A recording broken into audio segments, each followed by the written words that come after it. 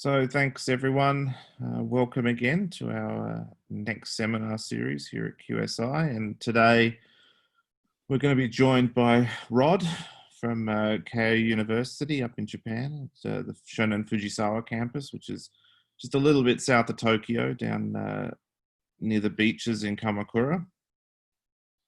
So Rod's a long-time collaborator and has been playing around with quantum networking stuff for quite a while now. In fact, he wrote quite a nice book on it a couple of years ago, which nearly killed him, about quantum networking. And if you haven't taken a look at it, I certainly encourage you to try and find a copy or buy it off Amazon. Still on Amazon, I think. Yes, sadly, it's expensive and the price hasn't come down, and that's not my fault, and I don't get any of the money. Yeah. Sadly, I did not negotiate a good copyright agreement that would let me put it on the archive either. It wasn't intended to be as big a project as it turned out to be. It was intended to be a small one-off for a friend. Yeah, it never turns out that way. And anyway, today he's going to be talking about engineering the quantum internet. So usual things apply. If you want to interrupt Rod, he's more than happy for you to. Just unmute yourself and ask away. Otherwise, enjoy. Thanks, Rod. Yes, I like for things to be interactive. I much prefer it that way. Way better than just you all watching a YouTube video play out live without actually any sort of editing. All right, you should have a lovely shot of Mount Fuji at dawn there. So the title of my talk today is Engineering the Quantum Internet.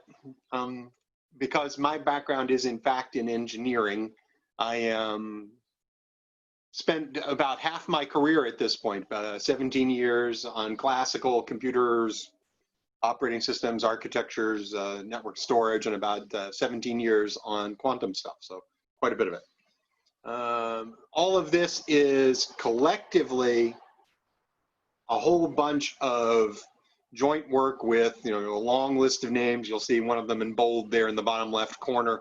A whole bunch of people have contributed to our work on quantum networking over the last, let's see, so how long ago now? I guess my first paper on quantum repeaters was around 2007, so it's been over a dozen years now. And the famous expression is perfection is achieved not when there's anything left to add, but when there's nothing left to take away. Well, I'm not a perfectionist, so there's a whole lot of stuff crammed into this talk, and we'll see how much of it I can actually get through. So feel free to interrupt me. I do like it to be interactive. And if we don't finish everything with it, well, that'll come back some other time. We'll do some more, or we can do it, as people see fit. So this is my current group, fairly current picture anyway. The big guy in the front, that's Jun Murai, the man who brought the internet to Japan and the man who brought me to Keio. In the lower left-hand corner is Takaaki Matsuo, who's the primary architect of our current quantum internet simulator. So you'll see some of his work as we go on. Now, just to set the scene, I gather from Simon that almost everybody here is pure quantum people, that you all know, a good deal about quantum computing, about quantum networking. So I'm not going to introduce things like teleportation, and I'm not really going to introduce many of the ideas of quantum repeaters. I'm assuming you're familiar with the basic ideas of purification and entanglement swapping, which we were talking about building quantum repeaters on. But I thought I would put up this roadmap that shows you sort of an idea of where we are. The upper left parts of the slide here are sort of where we are with QKD. The idea goes back to the 1980s and it's been demonstrated in the labs. You can actually go buy commercial products. There have been a number of test beds in Boston and Geneva and Tokyo and in China and where else? A whole bunch of different places. The Chinese are in the process of actually building an operational network, Beijing to Shanghai. Simon, I haven't heard lately how much of that's actually operational. Do you know? It's up and running. All the way from Beijing to Shanghai? Yeah, to my knowledge, it's all up and running. I wasn't sure if they'd gotten it all the way done end to end yet or not. Yeah, I think they're still doing test runs and that, so it hasn't been published. But last I heard, it's working. Cool. All All right, so that's the upper side of the arrow here. The lower side is actually what we're going to talk about today, and that's entangled networks. The ideas of entanglement, as you all know, go back to Einstein and then to John Bell, but the first laboratory experiments were done in the 1980s. And then in the 1990s, entangled networks were proposed. Fiber and satellite links have been tested over the course of the last few years. 2015 and 2017 were both big years for experimental work. Now in the 2020s, we're supposed to have the first real entangled networks with Delft and the European, the EU's Quantum Internet Alliance kind of leading the way on what they're doing there. They're supposed to have a network up and running this year, although, you know, with the virus and everything, who knows what's going on.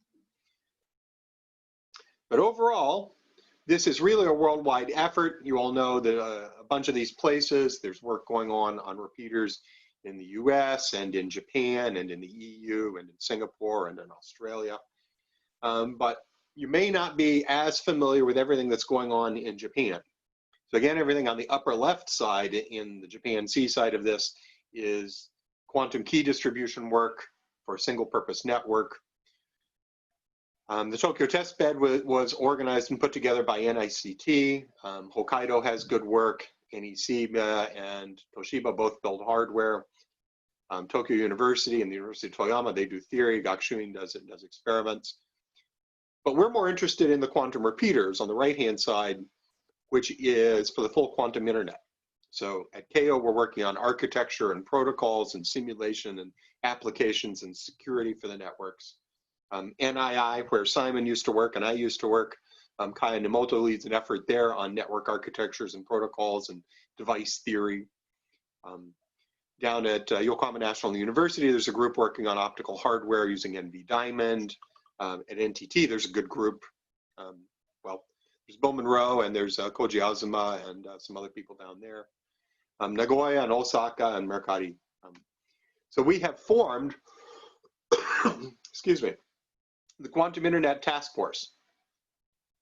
It is a Japan-focused organization, but we don't intend for it to actually be Japan only. So if you're interested, you know, please let us know. Although we're still working out how to deal with organizations outside of Japan, because in fact, our real goal with this is actually to build a testbed demonstration network in Japan. So the experimental work will take place in Japan. You'll recognize a number of those faces there in the picture on the right. And here's sort of a more detailed map of the people who are all involved. And the places where you see names are places where we haven't yet put in a photo of the individual people. But you know, we're looking not only at the optical experiments, but at a variety of types of physical memories as well. You know, trapped ions and diamond and rare earth and even the superconducting qubits. That's Yasunobu Nakamura down there in the bottom right-hand corner.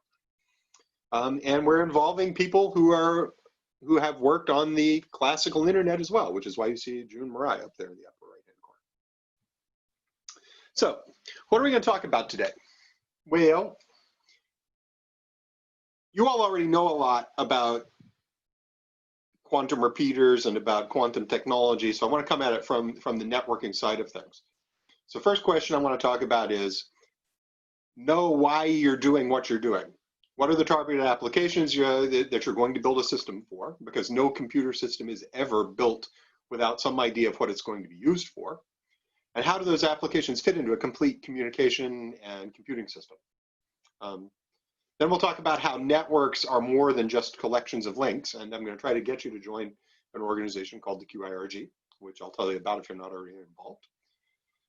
Then I'll talk about the rule set-based architecture that we've been working on and show you a little bit about how our simulator actually works. If you saw my APS March meeting talk, that and part of it is basically the core of the talk that I gave at the APS March meeting virtually this March, so a couple months ago. And I'm hoping to actually talk you into working with us on QUISP, on our simulator for this. And then finally, I'll end up and ask you to tell us about your work, so get you to submit stuff to this special section that Simon just referred to from IEEE transactions on quantum engineering. All right. Hang on. There we go. Let's see. What is... All right. I divide applications for quantum repeaters basically up into three major areas. There's distributed cryptographic functions, sensor networks, and distributed computation. And you can see some of the different distributed protocols that have been proposed by theorists over the last couple of decades, written on there in a couple of places. You'll notice that quantum key distribution I've got actually situated there on the boundary between distributed cryptographic functions and sensor networks.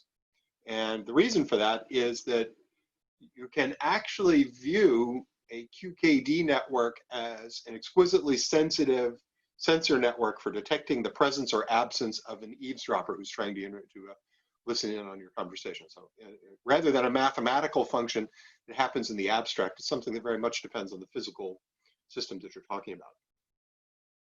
Other sensor uses, high resolution, very long baseline interferometry. Daniel Gottesman had a paper about that.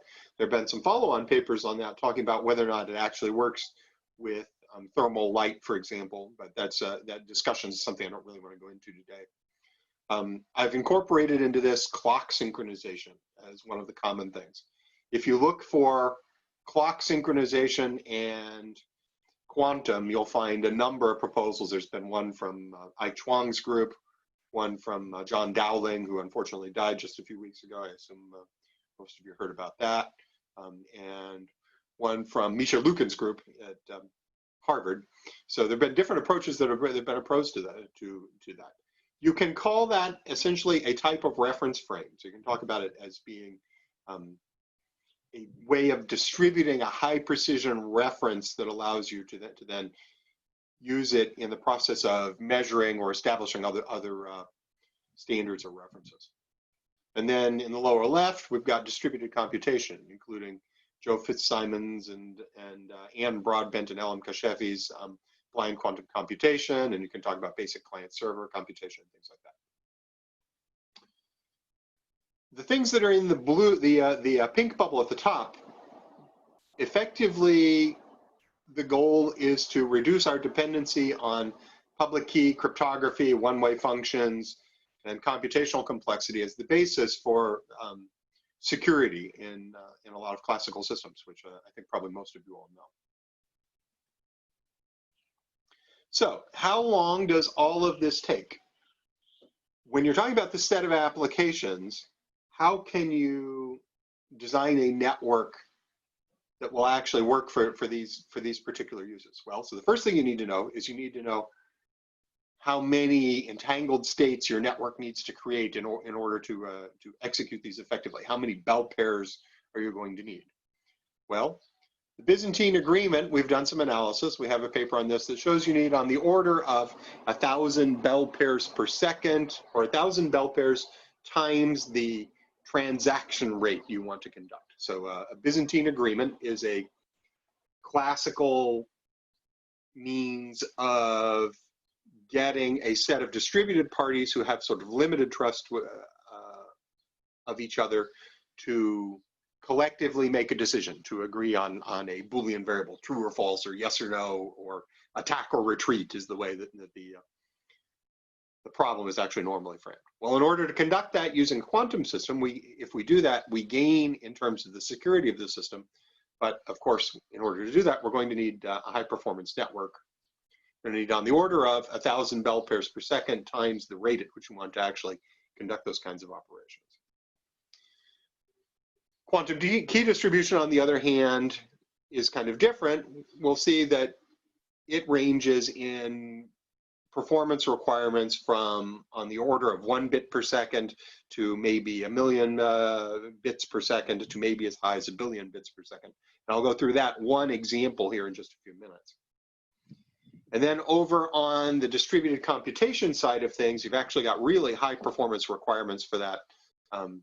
For blind quantum computation, some analysis we did several years ago suggested that you might need as many as 10 to the 10 bell pairs per second in order to use blind quantum computation to execute Shor's algorithm in a distributed fashion across the network in a reasonable time frame to actually solve a large scale problem.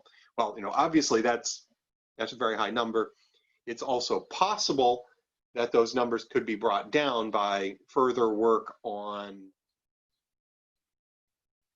the algorithm itself and on error correction and on differences in the way the actual security proofs are done and various and sundry things about that. So that could come down by many orders of magnitude. That's just an initial starting point, but it's currently where we are. Finally, the interferometry. When Daniel Gottesman posted his paper on interferometry on the archive, I saw it and I went, wow, that's a great potential use for the quantum internet. Wonder what the performance requirements for it are. It wasn't written in the paper, so I sent Daniel an email and he said, well, we haven't calculated that yet. It took them a while to get the paper actually published. The paper actually showed up eventually in Physical Review Letters, but by the time it appeared in PRL, they had actually added the performance requirements to it. So I don't know, maybe the referee asked them about the performance as well. It wasn't me that did it. So collectively, we've got these three areas, and I think we can say that the distributed cryptographic functions are fairly low bandwidth requirements, but the sensor networks and the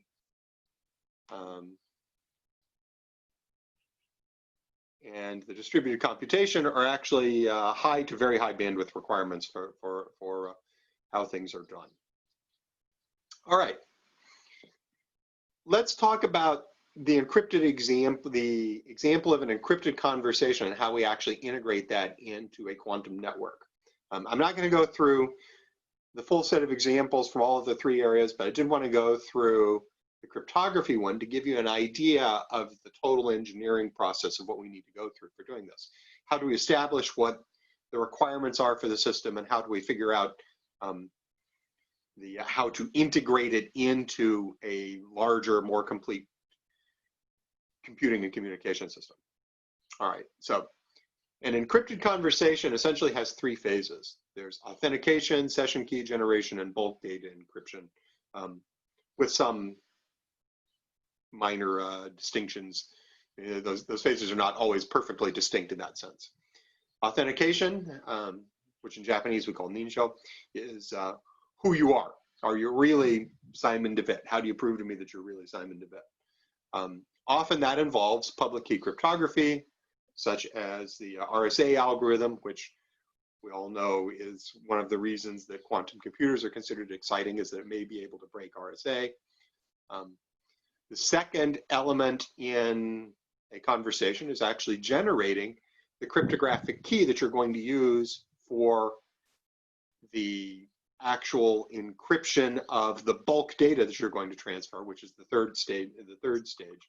That third stage, we typically use either an old system called DES or a variant of that called triple DES, or more commonly today, an encryption standard called AES, the Advanced Encryption Standard. Well, so that session key generation actually creates the key that we're going to use for that third phase of it. The most common mechanism for doing that today in the classical internet is what we call Diffie-Hellman key exchange. And that's actually mathematically somewhat similar to the way public key cryptography works. So it's also potentially vulnerable to a quantum computer. Now, once we have that key, we can use it, as I said, for that AES if we want to, or we can also use it in support of what's called a one-time pad encryption, which is guaranteed unbreakable if the keys are generated and used properly. So those are the three phases of conversation that we want to conduct. How does quantum key distribution actually fit into this? That's the question we want to talk about there. Well, it really means you're going to have, in effect, two networks. You have a quantum network and you have an IP network like the internet, an internet protocol-based network that couple together. In this example, I'm going to show you how this keying can be used with a classical protocol called IPsec, which is a common protocol for encrypting your data between machines on the internet. All right. So the quantum network is actually used to make your key material through the key agreement process. Those keys are then transferred to what's called the IPsec gateway at each end.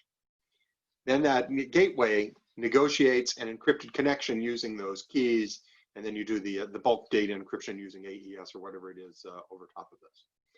Note, by the way, that since the QKD requires an authenticated but not secret classical channel in order to avoid having a man-in-the-middle attack on this.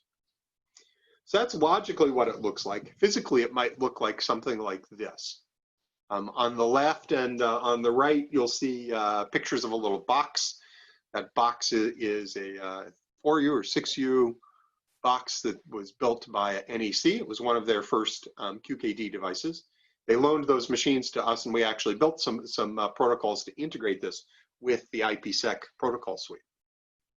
So you would have, in effect, your IPsec gateways, which are the blue boxes there, not the black ones. The blue ones connect via what's called an IPsec tunnel, which runs through the internet itself. That's the line in green there. And the QKD gateways connect via dark fiber, some sort of quantum path for your key exchange. Any questions about this at this point? I know I've been talking quite a bit and quite fast so far. What questions do you all have about what we've covered up to this point?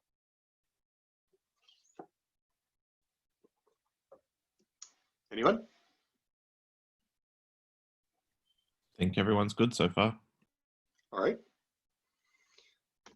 Let's go into this in just a little bit more detail in terms of the relationship with the key generation rate and process versus how we're actually going to use it. Let's consider 4 possible combinations for this. So two possibilities for how the key is actually generated, Diffie-Hellman key exchange and QKD, and 2 possibilities for how the bulk data encryption is done. So these are written in red. That's AES and one-time pad. So we've got all 4 of those possible combinations. We've got Diffie-Hellman plus AES, QKD plus AES, QKD plus a thing I'm calling super AES here, and QKD plus a thing called one-time pad. All right. Now, once you have encrypted the data and transmitted it across the network, there are actually a couple of things that you're worried about. You're sending data today, but it's possible for the CIA or the NSA, or I guess it's the NSA, or some other organization to actually copy the data today and hang on to it, even if they haven't yet got the capability of actually breaking the encryption. They store it, and then maybe in some future time, they'll be ready to actually decrypt it. So the question we want to know is, how long is the data actually going to be secure for if you encrypt your data today? Well, at some point in the future, i.e. when we build a large-scale quantum computer, it may become possible to factor large numbers. Farther down the line, I'm assuming this actually happens farther down the line, but it could happen earlier. Perhaps someone discovers a vulnerability in AES. You know, the longer we study AES, the less likely it becomes there's a really serious flaw, but there could be small flaws that could be exploited. And then eventually, as sort of a straw man proposal, let's posit that maybe eventually there becomes a mechanism for testing all possible keys in your system. All right, so today you encrypt data using Diffie-Hellman as your key exchange protocol and AES for your bulk data encryption protocol. That data remains safe until factoring becomes possible. You may instead choose to use QKD for your key generation protocol and AES for the bulk data encryption, and then your data will actually stay secure until AES is actually broken. If we have some sort of super AES that's even stronger than AES, then it would stay secure until it becomes possible to test, you know, all possible keys in some way, shape, or form. And then if you have QKD plus one-time pad, then in theory that stays secure forever, as long as the keys themselves weren't actually leaked. So the Diffie-Hellman plus AES is the way classical computers actually work today. But it's also possible to actually go out and buy QKD boxes today and deploy them and build a network today that uses QKD plus AES, in which case your data is safe until AES is broken.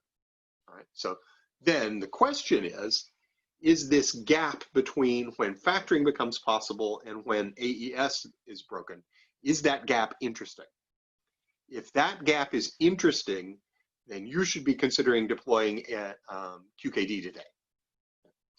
That's where the sales point for quantum key distribution or quantum networks comes in.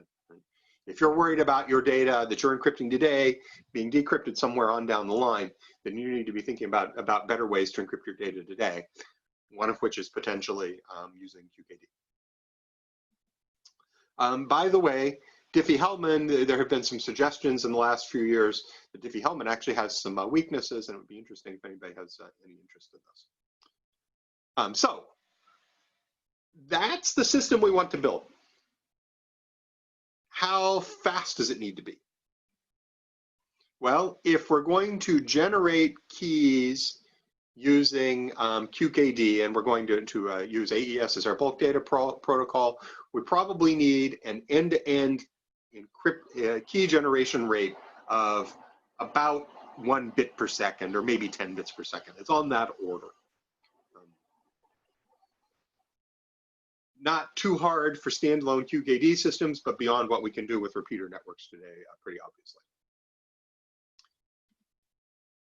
If you're going to use QKD plus super AES, you've also got sort of that same value. But if instead you want to use QKD plus one-time pad, then you need a data rate from your QKD key generation system that's equal to the data rate at which you want to send data. And so if you want to send data at a gigabit per second, then you have to make key material at a gigabit per second.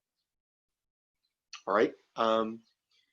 That's how you go about thinking about how to integrate the engineering of your proposed quantum network into an end-to-end communication system. And those are the kinds of engineering problems that we actually care about. Any questions on this? This, by the way, I talked about this a year ago, last June, in Berlin at a conference where I was invited by Jens Eisert. And Renato Renner asked about where these numbers come from, how often you ought to change your keys while doing this encryption. And it's resulted in me writing a long document about classical encryption. And actually, if you're interested in that document, I would actually love to have contributors in that. And I'll mention that again at the end of the talk.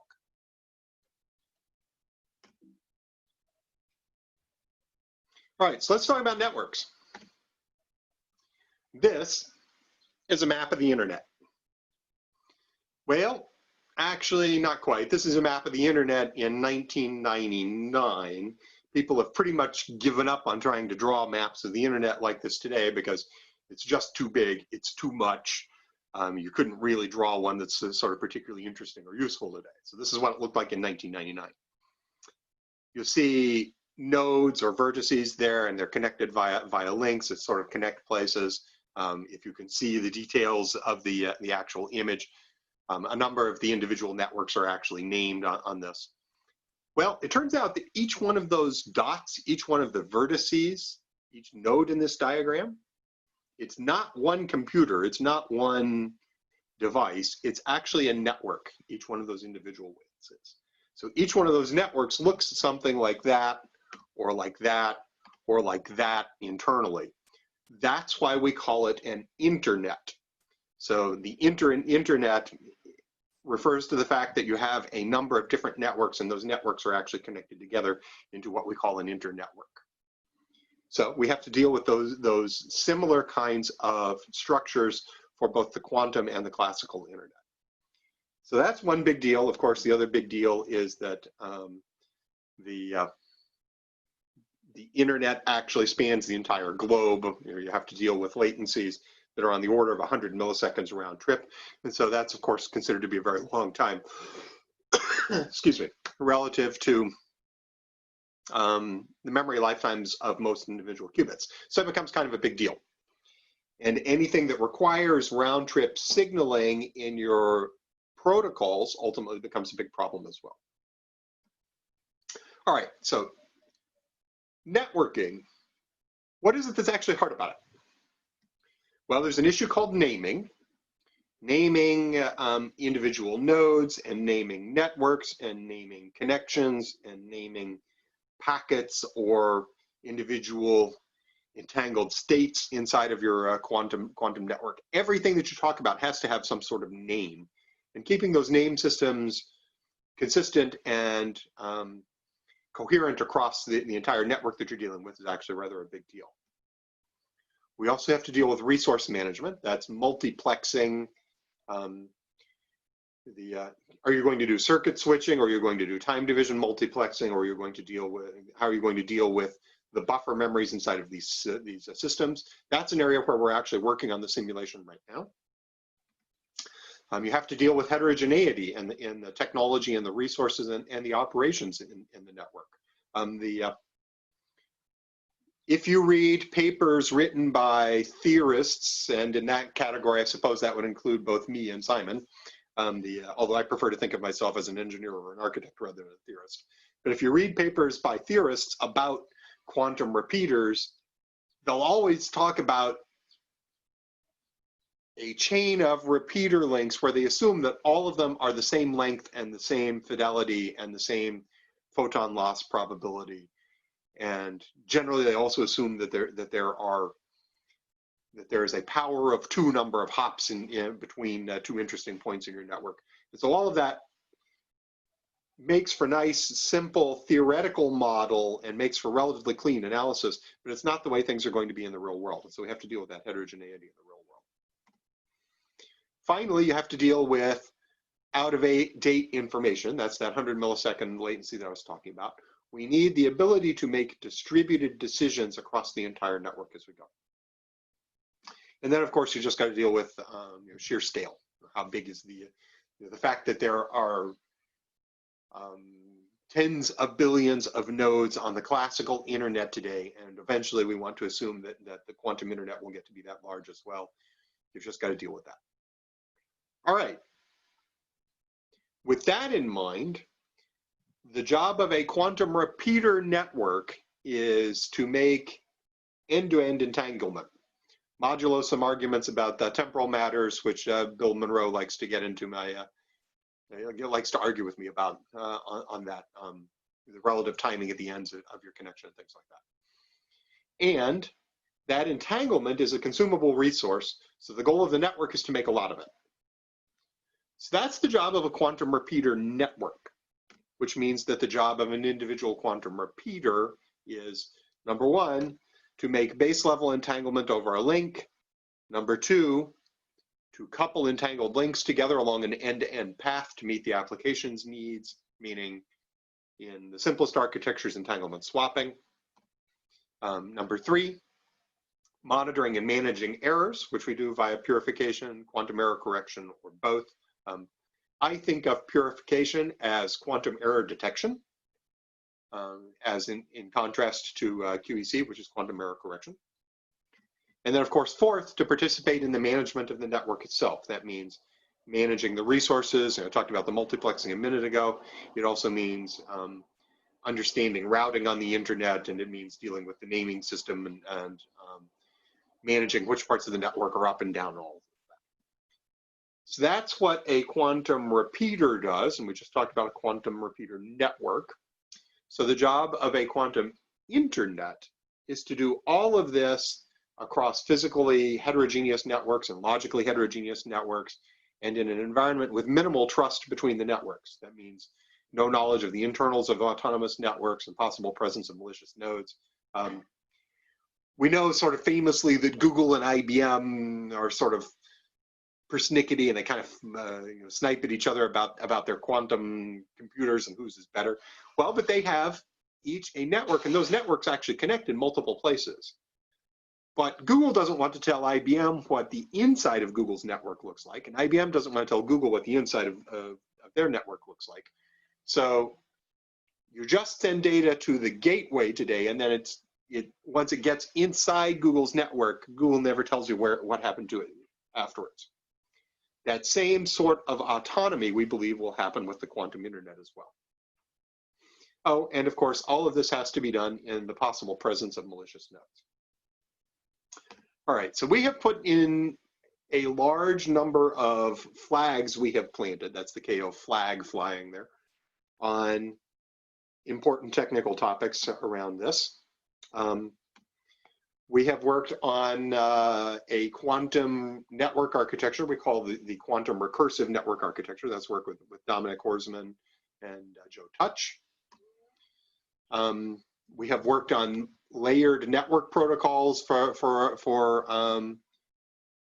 the communication systems themselves. That was published in Transactions on Networking back in 2009, although a lot of the discussion of purification there I think is still relevant, but the discussion of the protocols, our ideas for protocols have actually evolved quite a lot since then. Routing, how do you pick a good path through the network? What is the definition of a good path? Multiplexing. So we were not the first to simulate quantum repeaters, although we were pretty early in it. That was work that I did with Kai Nemoto and Thaddeus Ladd and Bill Monroe when I was at NII. But I do believe we were the first to simulate a quantum network. So this work that's there, done by Lucio Aparicio, we published that in SPIE in 2011. That network topology you're seeing there, I think that was actually the world's first simulation of multiple quantum connections competing for access to resources in a network with shared links. So you can see that there. We have worked on how you connect together logically disparate systems. So if you have one network that uses a Steen encoding and one network that uses surface code encoding as the error correction system they're using on the two networks, how do you actually create a logical bell pair that spans across the two networks? We have worked on what happens when you have malicious nodes in the network. What happens when one of the nodes on the network has been hijacked? Is that different than what happens in the classical network when a node has been hijacked? And one aspect of the answer is, yeah, probably actually. When you have an individual node that's hijacked, if your tomography system that's monitoring your network is not designed properly, you can wind up with a case where an individual hacked node can in fact bisect your network and sever one region of the network from another by manipulating the results of tomography. And that's, of course, something we would like to avoid. Avoiding it's not too hard, but it does actually take work. Applications, I talked about the Byzantine Agreement. We've worked on that. And we've also worked on an area called quantum network coding. One of our most recent published results there. We actually used an IBM quantum computer to model a quantum network. Now, we have all used classical computers to simulate quantum computers. We have used classical computers to simulate quantum networks. This was one of the first papers to actually simulate a quantum network using a quantum computer. And the particular task we were working on here is what's called network coding. I'm not going to go into the details of the network coding stuff, but for your general edification, there are sort of three areas we can think about using this. We can talk about using it in the wide area to improve the overall resource consumption in a wide area network. We can use it inside of an individual repeater node as a switching mechanism.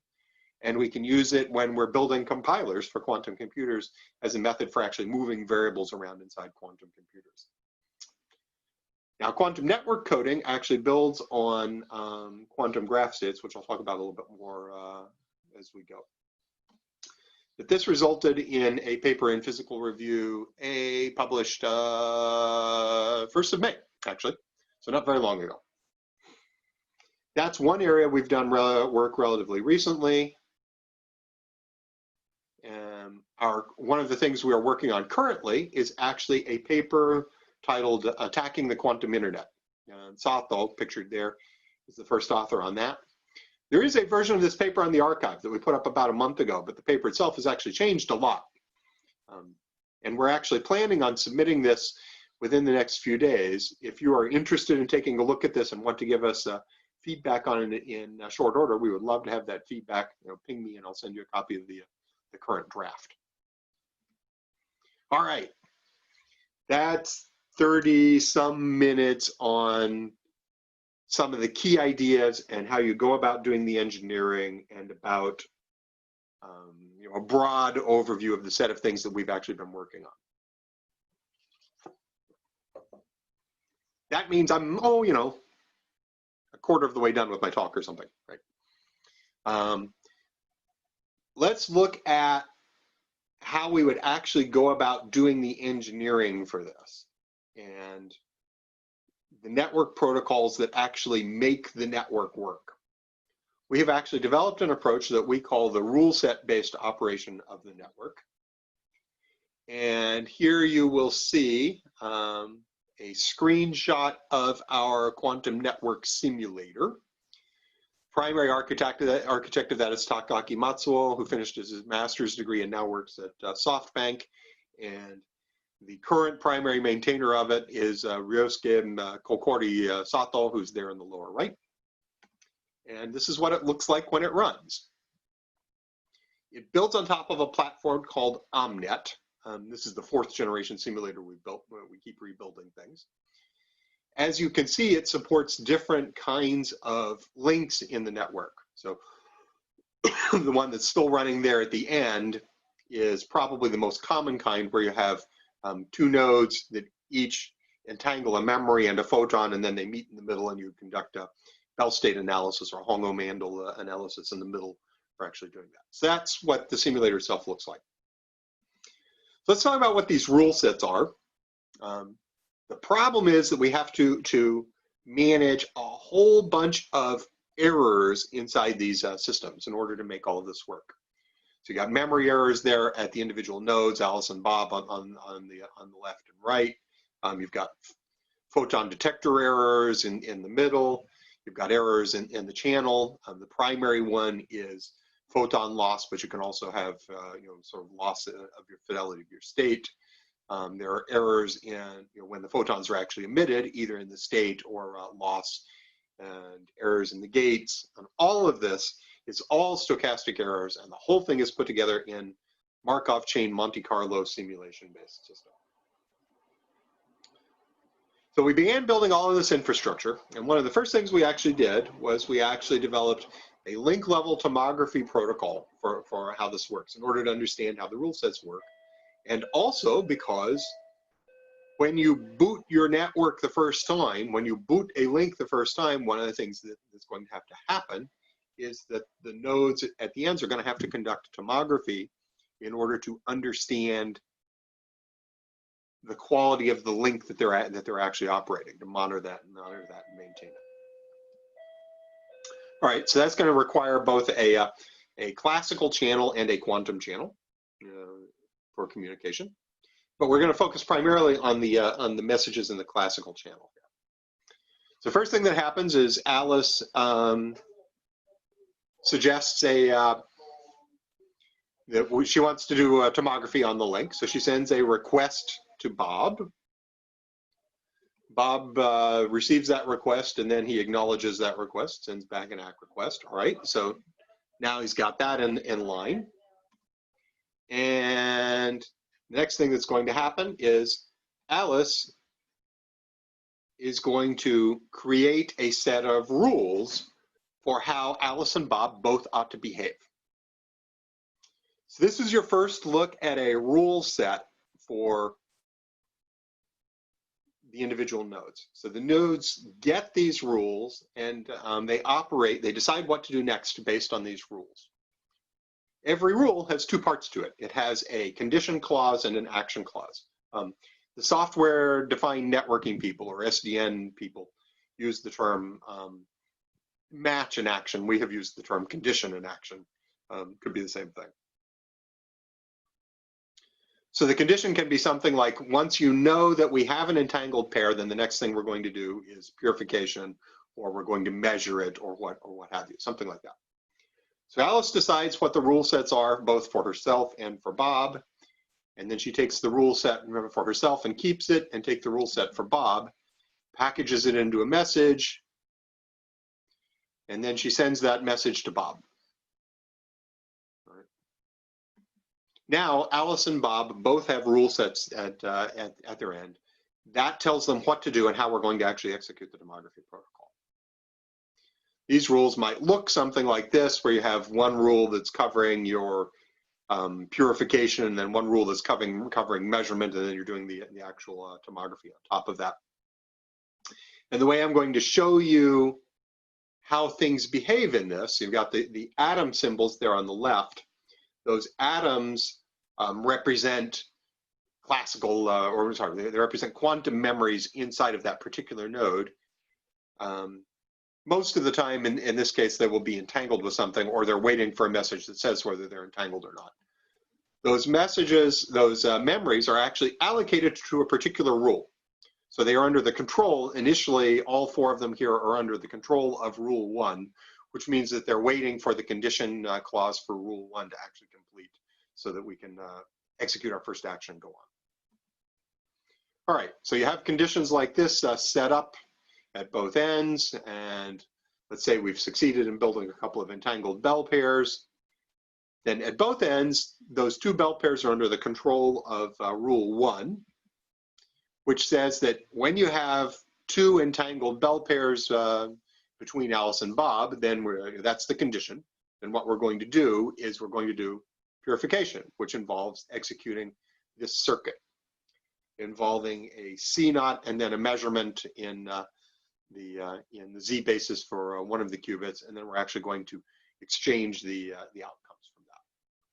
While we're doing that, we measure and destroy one of the qubits, but the other one must be held locked, still under our control, because we can't let some other process actually use that same bell state.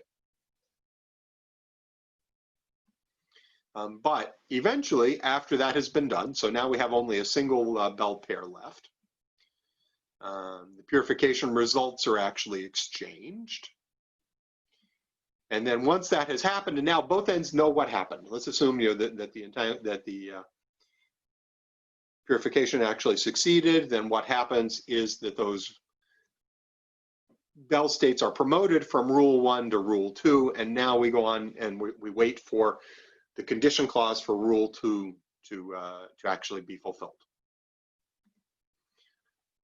That's the basic idea of how the network, or how the rule sets actually work. So now we're waiting on the condition clause for rule 2. So then we measure those out and return exchange the results for doing that. And now we've completed the tomography as well. All of that could be written out in a flow chart that looks something like this, covering what's going on there. And that's what we're trying to achieve at both ends. All right. You saw earlier a simple example of what happens with the simulator. Here's a more complex example for the simulator. This actually involves, I think, 10 nodes and about 13 links in it, something like that. Here's the entire system running, and beginning from the beginning. The black balls that you're seeing there that are moving from node to node in this, those are the connection setup requests where different applications at the different nodes are actually asking to connect from one of the end nodes, which is represented by a little computer, to another end node somewhere else on the network. All of that goes through, and then the yellow balls that you're seeing here establish the physical timing for the exchange of photons. Then the white balls are the actual exchange of the photons themselves, and then the blue ones are the results of your bell state analysis as you're going through all of this. So you can see all of this flowing sort of asynchronously as the necessary conditions are actually being met. Individual rules, like the rule sets I just showed you, they're all being executed and firing as we go. You may also notice from this animation that you may be seeing that it looks like things are speeding up and slowing down. That's not just a result of the zoom. That's the way the actual animation works as the system actually exists, because it's processing a lot of things, and so you're just seeing it running at sort of a variable rate there. The simulator can also be run in a batch mode where it doesn't actually use the GUI at all. So if you have a large set of simulations you want to run, you can do that. So that's sort of an intermediate scale system you're actually seeing there. You can actually create larger networks for doing this. Here's an example an early example from some of our stuff, using one central node and then a bunch of nodes farther out, and you can see the messages being exchanged with a lot of other nodes as well. So, this is not your grandfather's quantum internet simulator. This is a new generation simulator that covers a broad range of performance goals and topics. So, what are we trying to accomplish with all of this? Ultimately, we want to simulate 1G, 2G, and 3G quantum repeater networks. If you're not familiar with those terms, 1G, 2G, and 3G refer to different error management mechanisms dependent on photon loss rate and gate error rate in the system. They were defined by Liang Zhang's group. Morali Duran's the first author on that. Our goal is to do this for 100 networks connected into an internetwork, where each network contains 100 nodes and each node contains 100 qubits. This means you can have up to 1 million qubits simultaneously in a single simulation. Possibly as many as 5,000 qubits connected in one entangled state. That would be, for example, a 2317 Golay error correcting code run across 100 hops in a 2G network, for example. So obviously, that's not something you're going to create a full density matrix simulation for, or even a full state vector simulation for. And so this forces us to actually operate the simulator in the error basis, which is like a quantum error correction simulator, rather than building a full density matrix or state vector. So the QEC-based simulators, they track whether you have X errors or Y errors or Z errors in your states, but they're not really trying to track the whole density matrix for the whole system. This network actually operates in a similar fashion. We already have complete configurability of network and device parameters. You can alter the link architecture, the distance of different links, the photon loss rate, the error rates for memories and for gate errors and for various things. You can modify the buffer memory sizes. You can obviously, as you've seen, modify the network topologies. You can pick different choices of error management. Well, only 1G is actually implemented so far. 2G and 3G are not. And complete configurability of the simulation scenario. So who wants to talk to whom on the network? What's the traffic pattern on this? All of this is in service of actually answering a set of research questions. We're interested in what the emergent behaviors in the system are. What's the equivalent of the internet's congestion collapse? Protocol verification, are the paper protocol designs we've produced, are they complete and robust? Connection architectures and performance prediction, the analytic approach of just sitting down and writing out some equations fails when you get to, it becomes excessively complex when you get to dealing with complicated hardware configurations and different error rates and different traffic and complex network topologies and yada, yada, yada. And ultimately is, what are the dynamic behavior of the network like? Does it change as the networks change? Does the network actually behave in a stable fashion? So QUISP was actually released as open source right around 2 months ago in April, early April. You can find there's a link there on the slide. You can find it on the web. The source code itself is available on GitHub, and you can also join us on the Slack where we actually conduct a lot of the work. If you take a look at this particular paper, Quantum Link Bootstrapping Using a RuleSet-based Communication Protocol by Takaki Matsuo, that's probably the single best paper on the design of the simulator itself at the moment. And that's everything on the simulator for the moment. Our next major task in terms of research is we're actually working on, our current topic is on the use of graph states in the internet. Our ultimate goal for this is to build a network that doesn't make real complete graph states in the middle, but if you see right there in the middle of this, our goal is to actually build one real physical quantum link using symmetric parametric down conversion to create that, and then on top of that, build a simulated network for doing this. Mikhail Hydrusek, who's here in the the talk. He's my leader for what's going on here. And you know, we are looking at the use of graph states in 3 different ways, across individual links, for the network area, and for applications on top of this. All 3 of these using these different sorts of things. All right. So I've been running a mile a minute here for about 55 minutes or so here almost. What is it I want from you? Well, we have created an organization called the Quantum Internet Research Group, which sits inside the Internet Research Task Force. I'm one of the co-chairs. Wojtek Kozlowski has taken over from Stephanie Vayner as my co-chair on this. We have about 300 people on the mailing list. We want you to come join the mailing list and work with us on documents like this that ultimately will become standards for the quantum internet, we believe, in the long run.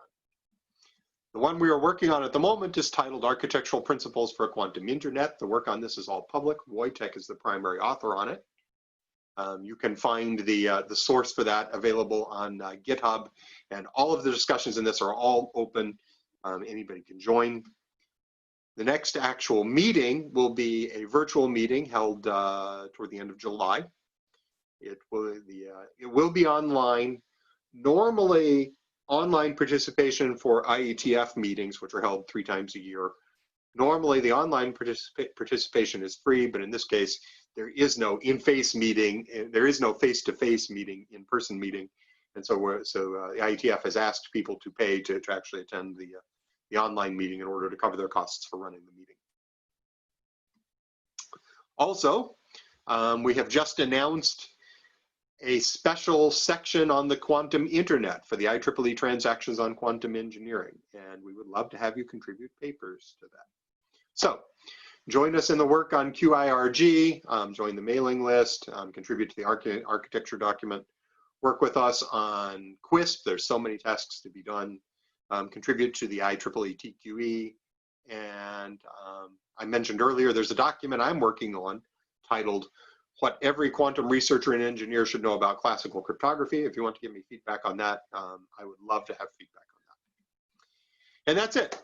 That's my talk for today, and it's now exactly 12 o'clock.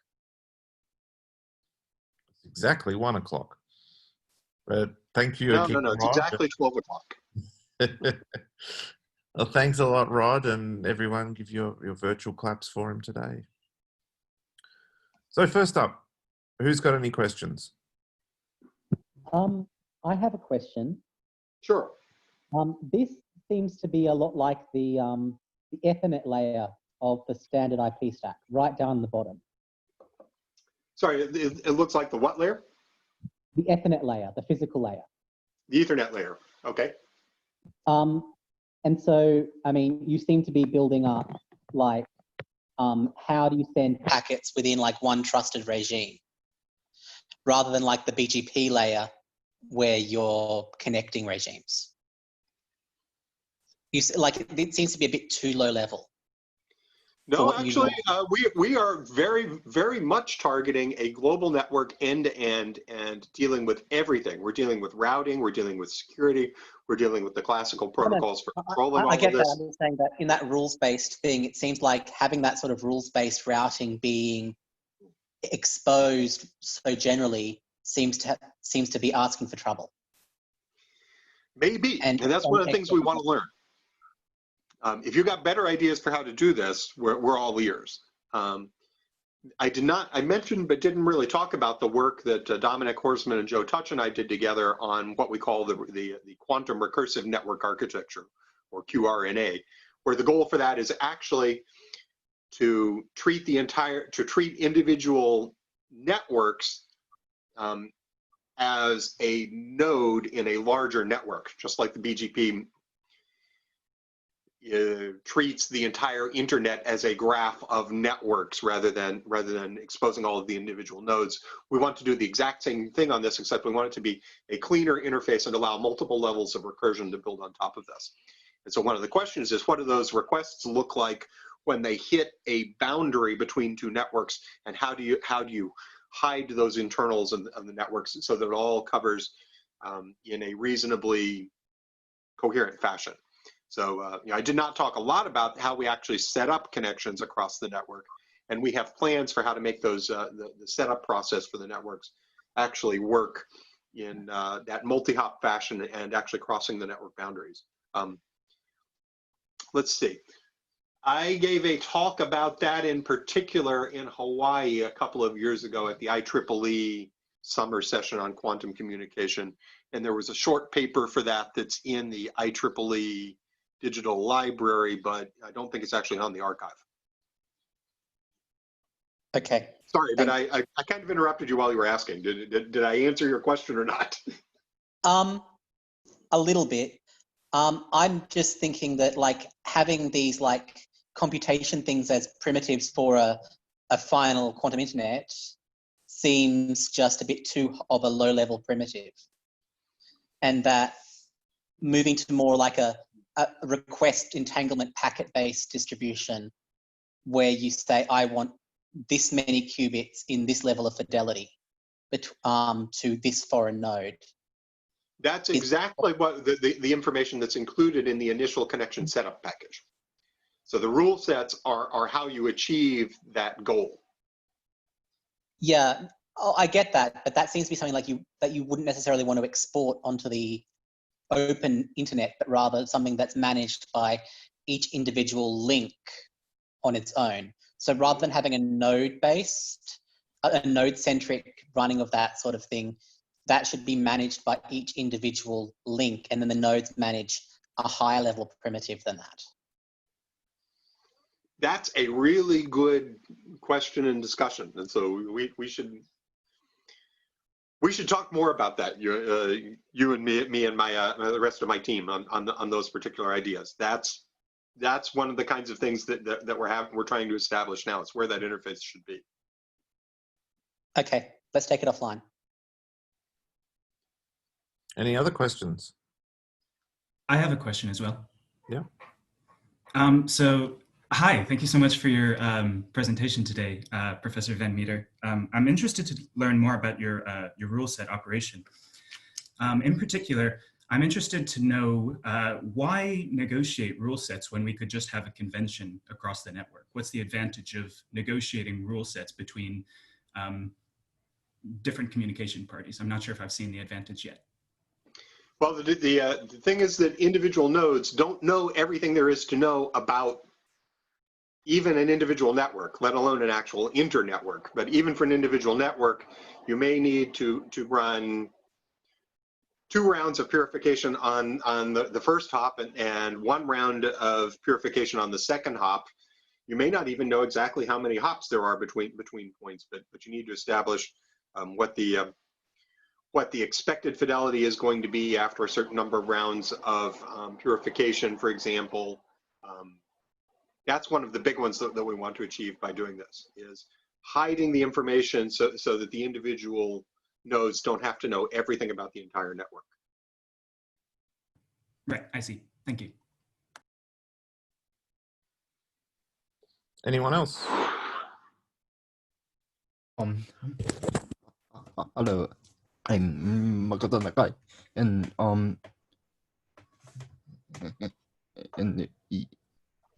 in your slides of applications of quantum internet, you told me how much papers we need to get each application, but how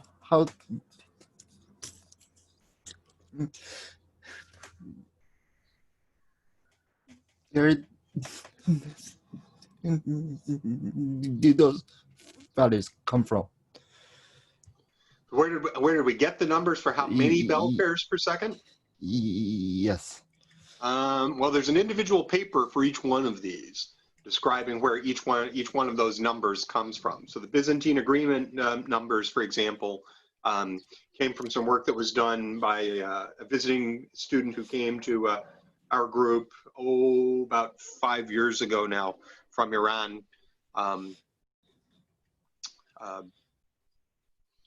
And so he actually did some analysis figuring out how many bell pairs you would actually need in order to execute the Byzantine agreement.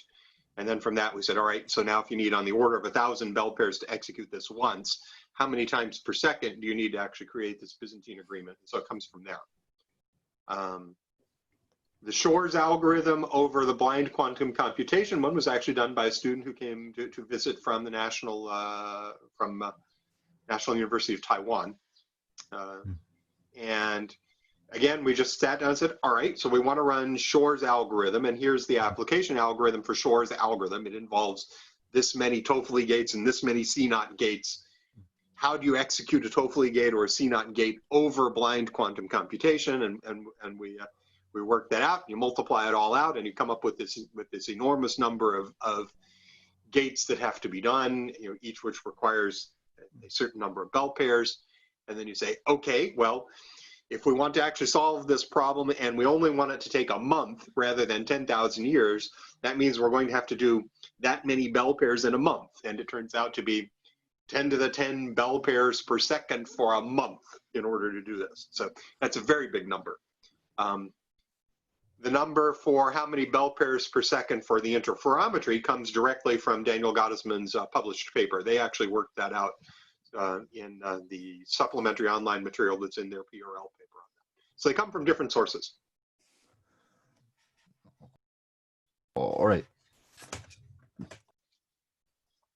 I can give you references to those papers later if you want. Anyone else? Yeah.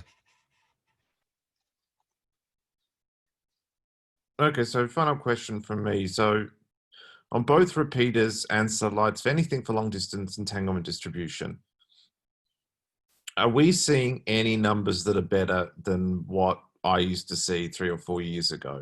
Are we really hoping that end-to-end entanglement over long distance, either through satellites or repeater networks, ever have the possibility of reaching hundreds of kilohertz, megahertz end-to-end?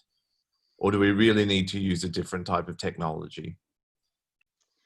Sorry, at high fidelity, something that's used for computation, not just for QKD. Mikhail, are you still with us? Are you here? We may have lost Mikhail. Yeah, I think he's gone. Too bad. I don't know if he was having trouble connecting or if we lost him or not. Well, the one place where that actually seems to be sort of possible is using graph state-based repeaters. Graph state-based repeaters have the advantage that they don't occupy your memory.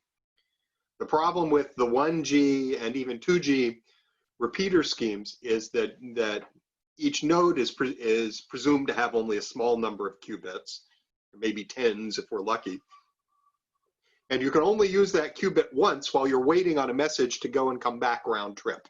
And so that means, once for you can use it one memory once for every 10 microseconds or something, which means that it can run at 100 kilohertz per trial. And if the success rate is only 1 in 100,000, then you get 1 bell pair per second out of that, right? So that's not very good performance. But the graph state-based repeater designs that have been proposed recently have found ways to use an individual memory, a single quantum memory or 2 quantum memories, to create a large graph state that's made entirely out of photons, and you send it in both directions. And so the memory is not occupied continuously. The memory is only used for actually generating the graph states that go in both directions. Now, the first proposal for that came out of Azuma-san from NTT, and the initial proposal was not realistic. It took many photons entangled in large states, and nobody knew how to do it. But there have been a couple of papers that have come out in the last few years on how to go about creating those graph states using a single solid state memory or 2 solid state memories, and those look more promising. It's still not going to be easy, but that's one of the that's the direction we're pursuing right now, is to see what comes out of that. Okay. Well, we're nearly 15 minutes past the hour. I think that's about all for today. So, Rod, thanks again, and virtual clap from everyone. Thank you all for having me.